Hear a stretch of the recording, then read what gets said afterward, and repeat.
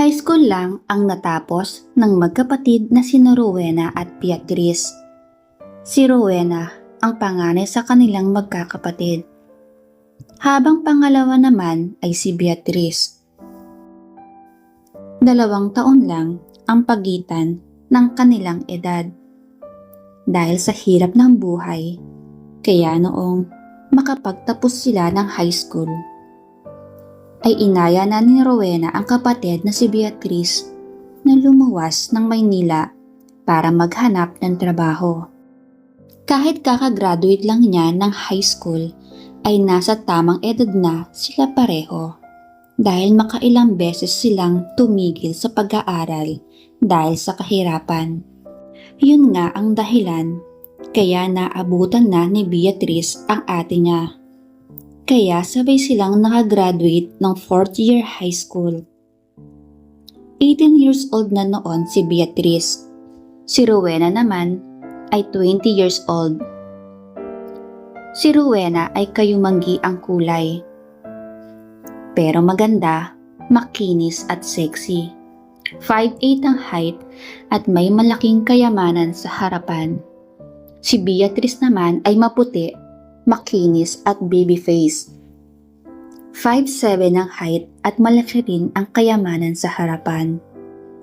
May kapatid pa sila na lalaki na naiwan sa kanilang mga magulang. At pangalan nito ay Kevin. Pagkarating sa Maynila ay natanggap sa trabaho bilang tindera ng mga damit si Rowena. Si Beatrice naman isa-isang malaking karinderya na kapagtrabaho. Nakatira sila sa bed spacer na 1,300 ang monthly rent bawat isa at 4 sila sa kwarto. Tuwing mag-a-out si Rowena sa trabaho ng pasado 6:00 ay maglalakad lang siya patungo sa pinagtatrabahuhan ng kapatid. Pagkarating doon ay maghintay lang siya na tawagin ng kapatid. Tapos sa likuran ng kusina siya papakainin. Mabait naman ang amo ni Beatrice at hindi problema ang ganoon na magpakain ng kapatid. Hanggang sa may makilalang lalaki si Beatrice na naging customer ng karinderya. Ito ay ang binatang si Harold. Nilagawan siya nito at makalipas ang 2 buwan na panliligaw, ay sinagot niya ang lalaking si Harold. Isang computer programmer and web designer si Harold. Gwapo, maputi, at sakto ang pagkamaskulado ng pangangatawan. 5'9" ang height nito. Nagtatrabaho si Harold sa isang malaking IT company. At isang beses sa 1 linggo lang nagre-report sa opisina. Dahil pwede niya namang gawin ang trabaho niya sa kanyang sariling bahay. Naka-soundproof ang mga dingding at naka-blackout curtain, kaya hindi siya apektado ng ingay sa labas. Nagagawa niya ng maayos ang trabaho niya nang walang nakakaistorbo. Makalipas ang 1 taon na pagiging magkasintahan, ay niyaya ni Harold si Beatrice na sa bahay niya na ito tumira. Ano kaya babe kung sa bahay ka nalang tumira? Maluwag naman doon at makakatipid ka pa dahil hindi ka na magrerenta. Wika ni Harold sa kasintahan. Napaisip si Beatrice at saglit na natahimik. Pagkalipas ng ilang segundo ay sinagot niya ang nobyo. Sige babe, payag ako, pero sa isang kondisyon. Dapat pumayag ka rin na isama sa pagtira sa bahay mo ang ate ko. Malaki ang utang na loob ko sa kanya. Tsaka, kawawa naman siya kung iiwanan ko siya sa boarding house namin nang siya lang. Sagot ng dalaga. Oo naman, wala yung problema sa akin. 3 ang kwarto ng bahay ko. Kaya may 2 bakante. Pwedeng kay ate mo ang isa. Tapos yung isa ay lagayan ng mga gamit na hindi natin masyadong ginagamit. Stockroom ba? Talaga babe, pumapayag ka? Maraming salamat ah. Sagot pa ni Beatrice, sabay yakap sa kasintahan. At dahil sa yakap na yon, ay nag-init na rin kaagad si Harold sa kanyang magandang kasintahan. Kaya nauwi na sila kaagad sa masaya at masarap ng pagkakaabalahan. Noong makatapos ay nakatulog sa pagod si Beatrice. Si Harold naman ay nanatiling gising at iniisip ang paglilipat ng magkapatid sa bahay niya. Hindi pa niya nakikita o nakikilala ang ate ng nobya. Kaya inisip niya kung ano kaya ang itsura nito. Marahil ay maganda rin ito at maputi katulad ni Beatrice. Pagsapit ng 7:00 ay ginising na ni Harold ang kasintahan dahil maghahapunan na muna sila bago niya ito ihatid sa boarding house na tinitirahan ng dalaga. Hindi niya rin ito pwedeng patulugin sa bahay niya dahil walang makakasama ang nakakatandang kapatid noon na si Rowena. Noong makauwi na siya sa inuupahang apartment, ay ibinalita kaagad ni Beatrice kay Rowena ang magandang alok ni Harold. Baka naman nakakahiya sa boyfriend mo. Siyempre hindi lang nun magawang tumanggi dahil ayaw kanyang magtampo. Ang tanging nais lang noon ay ang masolo ka sa iisang bahay ng kayo lang. Wika ni Rowena. Naku ate, huwag kang magsalita ng ganyan. Hindi mo kilala si Harold, kagaya ng pagkakakilala ko. Kaya ako na magsasabi sa'yo na sincere siya sa kanyang sinabi na pwede kitang isama na tumira doon. Tsaka mabait na tao si Harold, kaya wala kang dapat ipag-alala. Pero bunso, nakakahiya pa rin eh. Baka ano na lang ang sabihin ng tao. Hay ate, basta, magtiwala ka lang sa akin. Ako ang bahala sa'yo. Muling wika ni Beatrice. Hindi tinigilan ni Beatrice ang ate niya hanggat hindi ito sumasang-ayon sa alok niya na doon na sila tumira sa bahay ng kasintahan. Ayaw niyang mapahiwalay sa kapatid niya. Pangalawa, hindi niya talaga siya mapapanatag hanggat hindi niya nakakasama ang ate niya at nakikita sa araw-araw. Kinalaunan ay napapayag din ni Beatrice si Rowena. Kaya nag-set siya ng petsa at araw para ipakilala ang ate niya sa boyfriend niya na si Harold. Hanggang sa dumating na nga ang araw na dinala na ni Beatrice ang ate Rowena niya sa bahay ni Harold. Nagulat ito nang makita sila. Babe, siya nga pala ang ate Rowena ko. Ate Rowena, siya naman si Harold ang boyfriend ko. Pagpapakilala ni Beatrice sa dalawa. Nahihiyang binati ni Rowena si Harold. Samantala, kumislap naman ang mga mata ni Harold nang titigan siya nito. Naisip niya, nakakaiba pala ang taglay na ganda ng kapatid ng girlfriend niya. Hindi niya naman sinasadya pero palihim na nabighani si Harold kay Rowena. Para sa kanya, ay kakaiba ang dating ng ganda nito. Iyong tipikal na ganda ng babaeng Pilipina. Kayumanggi, pero makinis at maganda. Ganun pa man, hanggang paghanga lang naman si Harold. Alam niya kung hanggang saan lang ang boundary niya.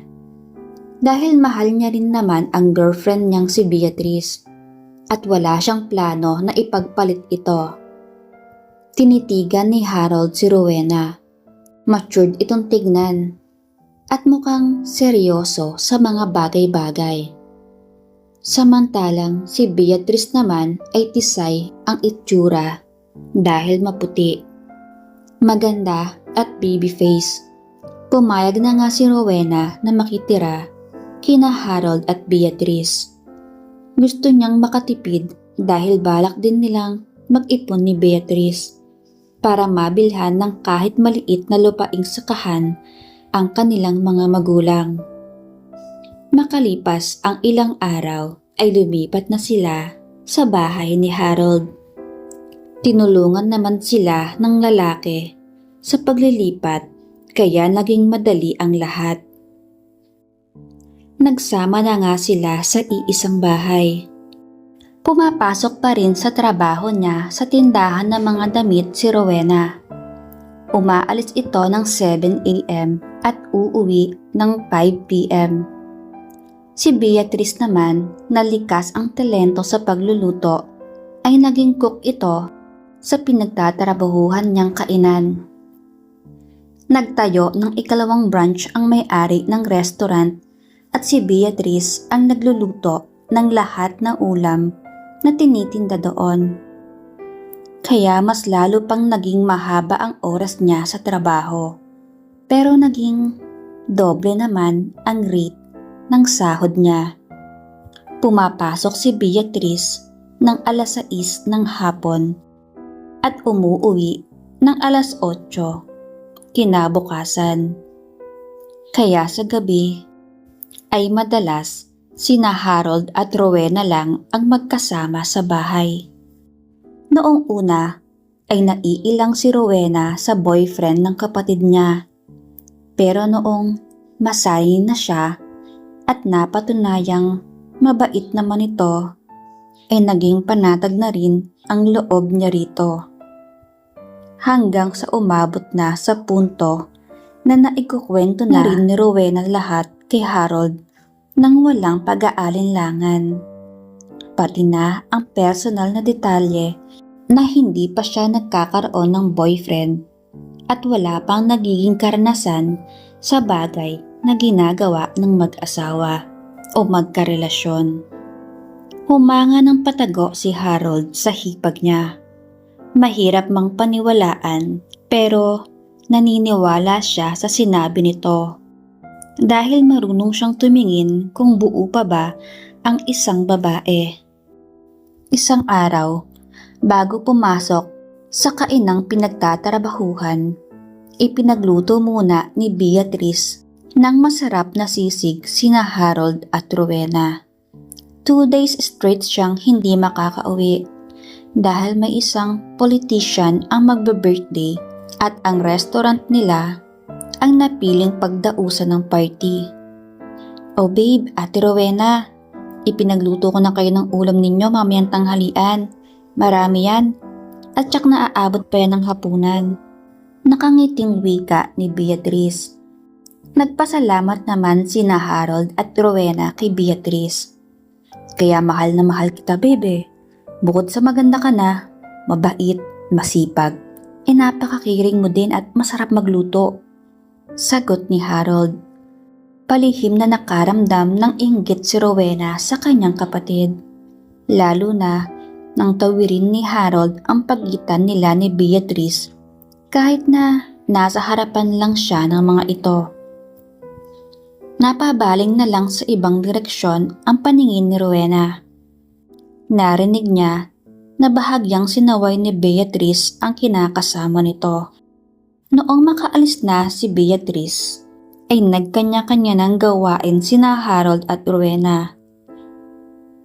Nagkulong si Harold sa isang kwarto na ginawa nitong opisina upang simulan ang trabaho, habang si Rowena naman ay naglinis ng buong bahay. Araw ng Sabado noon at day off ni Rowena sa trabaho. Hanggang sumapit na ang tanghalian. Naghain na si Rowena sa hapagkainan at niyaya si Harold para sabay na silang kumain. Habang sabay na nananghalian ay tahimik lang ang dalawa. Nagpapakiramdaman kung sino ang mauunang magsalita. Hanggang sa natapos na silang kumain pero hindi pa rin sila nag-uusap. Nang tumayo na ito ay saka lang nagsalita. "Mauuna na akong tumayo sa'yo. May kailangan pa kasi akong tapusin na trabaho," wika ni Harold. Tango lang ang naging sagot ng dalagang si Rowena at sinundan ng tanaw si Harold na dumiretso na ito sa kanyang mini office sa dulong bahagi ng bahay. Lumipas ang mga oras at sumapit na rin ang oras ng hapunan. Katulad noong tanghalian ay sisig pa rin ang ulam nila. Pero nagluto si Rowena ng egg drop soup para may maisabaw naman sila at mahihigop. Napansin ni Rowena na patapos nang kumain si Harold, pero marami pa ang ulam sa mangkok. At dahil nakaramdam ng pagkapagod sa maghapong paglilinis ng bahay si Rowena, gusto niyang makatulog agad sa gabing yon. Kaya kinausap niya si Harold. "Harold, marami pa itong ulam na natira. Pwede bang bumawas ako ng konti? Iinom lang ako para maaga akong makatulog mamaya." Wika ni Rowena. Huminto sa pagsubo ng pagkain ng binata. Pagkatapos ay tinitigan ng mabuti ang kaharap. "Bakit nagpapaalam ka pa, ate? Ituring mo na sarili mo itong bahay. Kaya pwede mong kainin ang gusto mo. Pero sige, kahit na ubusin mo na lang ang natirang sisig. Masarap nga na pulutan yan," sagot ni Harold. Dahil sa sinabing yun ni Harold, ay napanatag na ang loob ni Rowena dito. Mabait din pala talaga ito. At nang akmang aalis na ito sa mesa, ay kinausap niya ulit si Harold. "Harold, i-relax mo naman paminsan-minsan ang sarili mo. Malapit ka ng maging maugat na puno. Pumapasok ka dyan sa kwarto mong madilim at haharap sa computer buong magdamag. Lalabas at matutulog ng 4 na oras. Tapos pagkagising ay magtitimpla lang ng kape at bumabalik ka agad sa madilim na kwarto. Baka mamalayan ko na lang na naging puno ka na dyan sa loob." Pagbibiro pa ni Rowena. Nakikita kasi ni Rowena ang pagiging sobrang seryoso sa trabaho ni Harold. Bahagyang sumagi tuloy sa isip ni Rowena nang minsang isang hapon ay naiwang bukas ng kaunti ang kwarto nila Harold at Beatrice. Nakita niya kung gaano din kasipag sa bagay na yun si Harold. Kitang-kita ni Rowena kung gaano kahusay si Harold sa pagtatrabaho sa kanyang kapatid na si Beatrice. Dinig niya ang impit na hiyaw ni Beatrice sa ginagawa ng boyfriend niyang si Harold. Nakaramdam siya ng kakaibang init, kaya nagmamadali siyang pumasok sa banyo at doon nagpakawala ng init ng katawan. Napakislot si Rowena sa pag-aalala ng nangyari nang tapikin siya ni Harold. "Sige, payag ako ate na mag-inuman tayo," wika ng binata. Napangiti ng matamis si Rowena. Ang gusto lang naman niya ay ma-relax din ang katawan ni Harold. Nag-aalala siya na baka magkasakit ito dahil hindi nagpapaaraw, kaya masaya siya na pumayag itong makipag-inuman ito sa kanya. Bilang lalaki ay nagboluntaryo na si Harold na siya na ang bibili ng mamahaling alak dahil yon ang hiling ni Rowena. Makalipas nga ang ilang minuto ay nag-inuman na sila. Habang nag-iinom ay nagkukwentuhan din sina Harold at Rowena. Noong medyo tumama na ang alak kay Rowena ay nadulas siya at may nasabi na ikinagulat ni Harold. "Alam mo ba na hanga ako sa iyo, Harold, at napakaswerte ng kapatid ko sa iyo. Dahil hindi ka lang sa trabaho masipag. Mas masipag ka sa pagtrabaho kay Beatrice," wika ni Rowena. Napakunot noo si Harold at biglang natawa sa sinabing yun ni Rowena. "Alam ko na pinapanood mo kami, Beatrice, tuwing hapon. Madalas kitang nakikita na nasa labas ng pinto. Pero hinahayaan ko lang talaga na makanood ka ng libre." Pagbibiro ni Harold. Namula sa pagkapahiya si Rowena. Aliw na aliw si Harold habang pinagmamasdan ang namumulang pisngi ni Rowena. Lingid sa kaalaman ni Rowena ay lihim siyang crush ni Harold since day one na una siya nitong nakita at nakilala. Hanggang sa tinanong ni Harold si Rowena, "Rowena, hindi ka ba naiinggit sa nakikita mo na ginagawa namin ni Beatrice?" Ipokrita naman ako kung sasabihin kong hindi. Siyempre, naiinggit talaga ako. Dahil para sa akin ay napakaswerte sa'yo ng kapatid ko. Sagot ni Rowena. Ngumiti na makahulugan si Harold. Pagkakataon na niya para matupad ang pantasya niya. Pero mahal niya si Beatrice. Inisip na lang niya na kung ano man ang mangyari sa pagitan nila ng kapatid ni Beatrice ay sa dahilang gusto lang niyang magbawas ng stress sa araw-araw niyang pagtatrabaho. Ganun ba, Ate Rowena? Para sa'yo ay swerte si Beatrice dahil sa akin? Sa totoo lang, willing naman akong pagbigyan ka at makakaasa ka na. Tayong dalawa lang ang makakaalam. Wika ni Harold. Nanlaki ang mga mata ng dalaga. Hindi niya akalain na aalokin siya ng ganon ng boyfriend ng kapatid niya. Hindi na nagpaka-ipokrita pa si Rowena. Sinagot niya ng diretsahan si Harold. Gusto ko yung alok mong yan, kaya lang, kailangan kong ingatan ang aking sarili. Dahil gusto kong makahanap ng mayamang lalaki na makakatulong sa akin para mabilihan ko ng lupaing sakahan ang mga magulang namin. Sagot ni Rowena. Sumagot agad si Harold. Hindi ako mayaman, Ate Rowena, pero sobra-sobra ang ipon at sahod ko para sa sarili kong pangangailangan. Kaya ibig sabihin, pwede kitang tulungan na mabilhan ng lupain ang mga magulang ninyo ni Beatrice. Sagot ni Harold. Namilog ang mga mata ni Rowena nang marinig ang sinabi ni Harold. Talaga, Harold?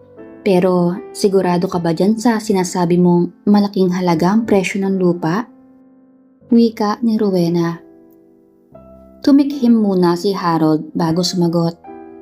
Bibigyan kita ng 100,000 pesos kung papayag ka na may mangyari sa atin at patuloy ko kayong tutulungan ng kapatid mo hanggat pumapayag ka na gawin natin ang mga bagay na yon.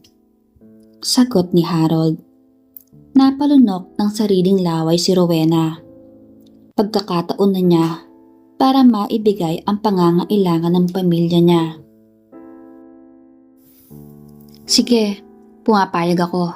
Basta, tuparin mo yung usapan natin ha. Sagot ni Rowena. Tumango si Harold. Matagal na siyang gigil na gigil sa kapatid ng girlfriend niya. Tumayo siya at nilapitan ang noon ay kinakabahan na si Rowena. Huwag kang matakot, Ate Rowena. Ako nang bahala sa lahat. Wika ng binata. Tumango naman si Rowena at tumayo na rin noong akayin siya ni Harold papatayo at dinala siya sa kwarto niya mismo. May aircon rin naman ang kwartong yon pero hindi ginagamit ni Rowena dahil nahiya siyang tumaas ang bill ng kuryente. Kaya nagtsatsaga lang siya sa electric fan habang nakabukas ang bintana para pumasok na rin ang malamig na hangin mula sa labas. Nag-on ng aircon si Harold tapos isinara ang mga kortina.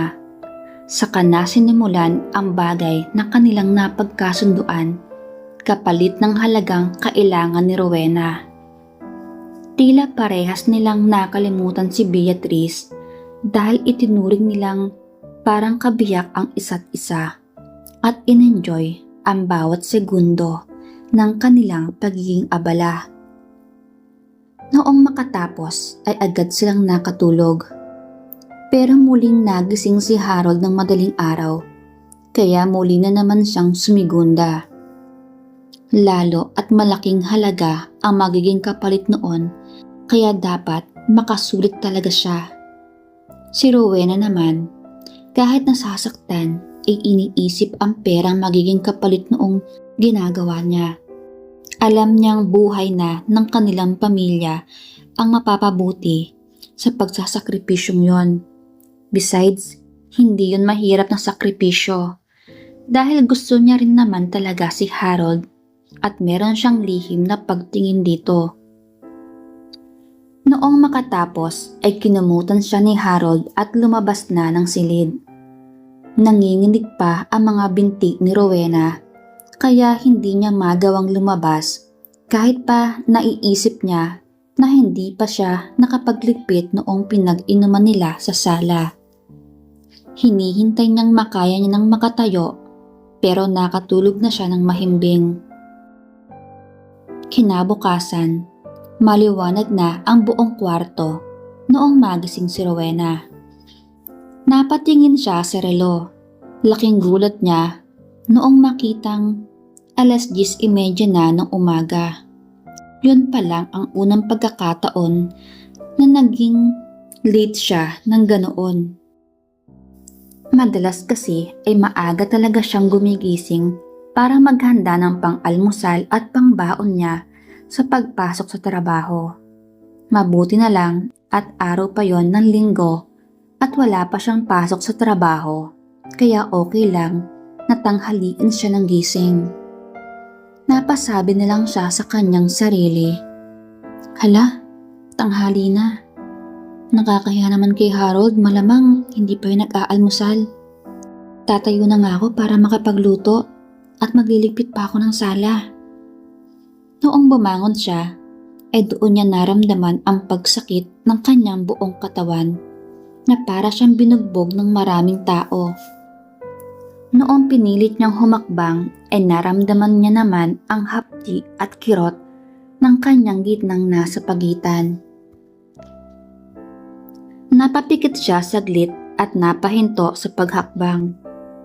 Noong makarecover ng kaunti sa sakit at ipinagpatuloy niya ang paglalakad ng paisa-isa pa ibaba. Pagkarating niya sa sala, nakita niyang malinis na yon. Wala nang makikitang bakas na nangyaring inuman noong gabi. Kaya naisipan niyang magtuloy na lang muna sa kusina. Noong tingnan niya naman ay may sinaing na sa rice cooker. Kakainin lang noon. Tapos may tinolang manok sa kasirola na nasa kalan. Napaso pa nga siya nung bigla niyang iangat ang takip dahil mukhang kaluluto pa lang talaga noon. Dumiretso siya sa ref at kumuha ng tubig pagkababa niya ng baso. Ay nagulat siya nung may magsalita sa kanyang likuran. "Mabuti at gising ka na. Akala ko hindi mo pa kayang bumangon. Pupuntahan sana kita sa kwarto para alalayan sa pagbaba. Pero wala ka na doon pagkasilip ko. Ano, okay ka lang ba?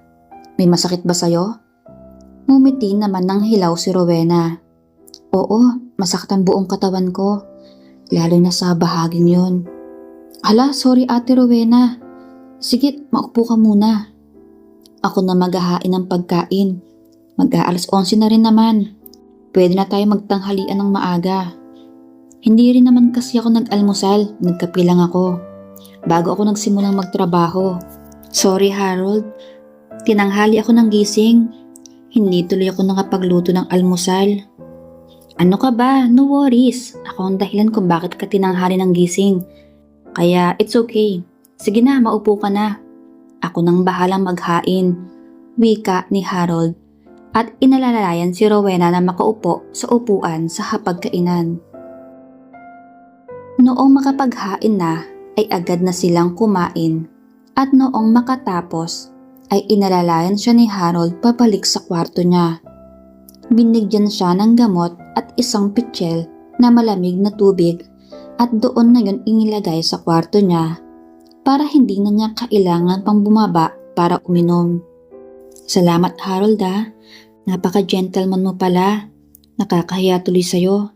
Baka isipin mo na nag-iinarte ako sa ginawa natin." "Huwag kang mag-isip ng ganyan ate. Hindi yan pag-iinarte. Normal yan. Sige na, magpahinga ka na muna at matulog maghapon para mabilis kang makarecover. Ako naman ay babalik sa trabaho after kong maghugas ng mga pinagkainan natin." "Salamat Harold Babawi ako kapag okay na ako. Okay, sige ate, sagot ni Harold at iniwan na si Rowena sa loob ng kwarto. Magmula noon ay nagpatuloy na ang palihim na ugnayan ni na Harold at Rowena. Sa tuwing wala si Beatrice ay siguradong may magaganap sa kanilang dalawa. Walang kamalay-malay si Beatrice sa milagrong ginagawa ng kapatid at ng boyfriend niya. Kapag kaharap niya ang dalawa, ay normal lang din naman ang mga kilos ng mga ito.